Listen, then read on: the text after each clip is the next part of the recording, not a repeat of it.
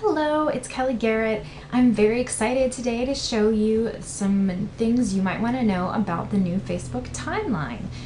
There's been a lot of talk happening lately in the Facebook world about timeline, and it's rolling out to everybody now. So it's time to kind of get comfortable with it and get to know how to use it so that you can make it work for you.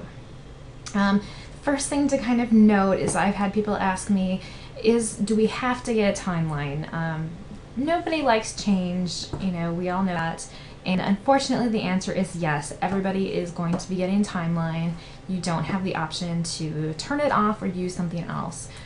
So it's best to just accept that and try and get used to it. And it's a neat feature to use in Facebook, and I think you'll really like it once you get to know it. So hopefully I can help make that a little bit easier for you.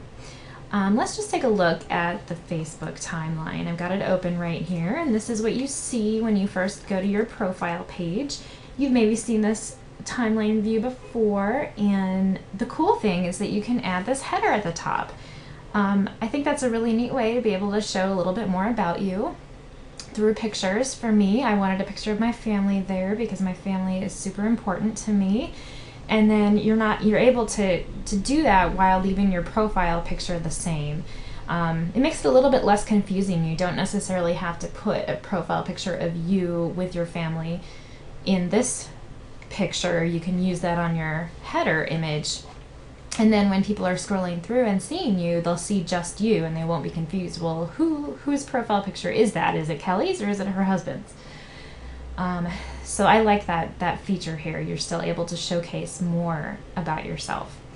This information at the top is very much the same as, it's the same information that has always been in your profile. It's just your work, your education, where you live, who you're married to, or if you're in a relationship. That's the same information, and only if that information will only display if you have put that in your profile. And then you'll also see pictures of your friends, some photos that you've uploaded, any maps, places you've been to if you use the Facebook check-in, or if you have geo-tracking on, which basically that means if you update from your phone, it will track where you're located and it'll post that to your profile, your timeline, and any pages that you like over here. So that's kind of the basics of the way your profile first looks when you get the timeline view. And we'll just scroll down a little bit, and then it's going to work basically the same way, displaying a history of all of your activity on Facebook. This line down the middle is the timeline, and every point in time is represented by a little dot. And as you get further back in time, the dots they don't always display all of the information. There might be just a dot there, and only the most relevant information, the biggest events, the highlights are displayed, and everything else is minimized in there, so that you can pull out the relevant information that you want to see. Right over here, we can see this is the actual numerical timeline. This lets you jump around on the timeline and, say you wanted to, the first few things you're going to see are the most recent, and then say you wanted to go back a few years. Let's click back to 2010, and it'll just take you right back to 2010. We'll see what was going on that year for me. And then we see some pictures and some of the different things that were happening there. So that's kind of fun to scroll back. I love this because I can look back and see when my kids were younger.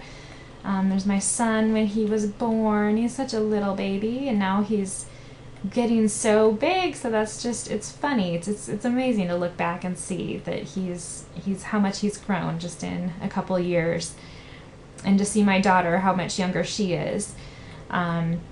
So you can scroll back and just see all of the things that happened for you in history. And as you get further back, it starts to display some more relevant, more important highlighted types of activities and things that have happened.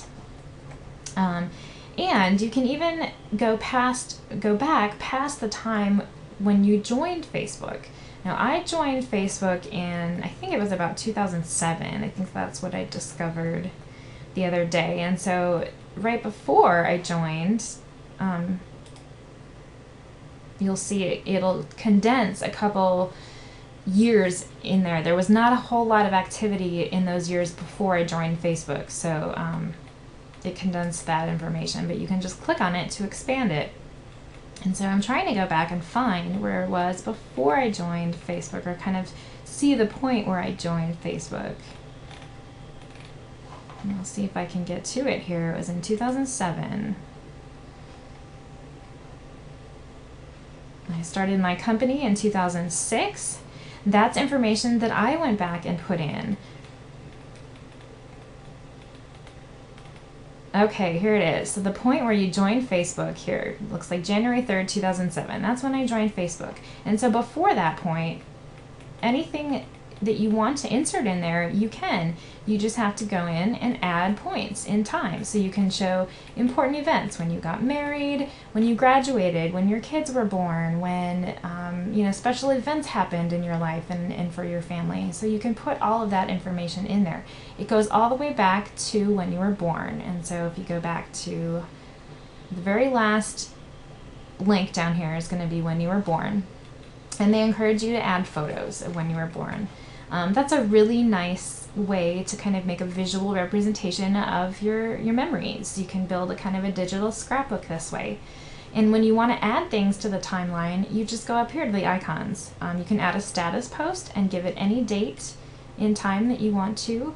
You can add a photo. Here I'm showing you the status. You can add a status, and then you just pick a year and a month, and it'll post it in that section. You can add photos. You can add places you've been. If you've gone on vacations, you can add a point on the map to show where you've traveled. And then you can add different life events. And for all of these things, you can add the date that you want it to appear. So this is a really great way to build kind of a nice digital scrapbook. And just think about, if you fill this up in 50 years from now, or when you have grandkids and great-grandkids, how they can look back over your timeline and see what your life has been like. That's a pretty amazing thing. So timeline has really revolutionized, the whole concept of family histories and just keeping track of your life without a whole lot of work and effort involved in it. A lot of you may be asking, how does this impact my business? There's a lot of talk out there too about how timeline affects businesses. Right now, Facebook does not have the timeline on business pages, and they're not really sure yet if they're going to be rolling that out to business pages. My guess is that they probably won't in the near future. It doesn't really seem to be as applicable to businesses as it does to personal profiles, so that's fine with me. I don't really see a need to have a timeline view on a Facebook page, a business page.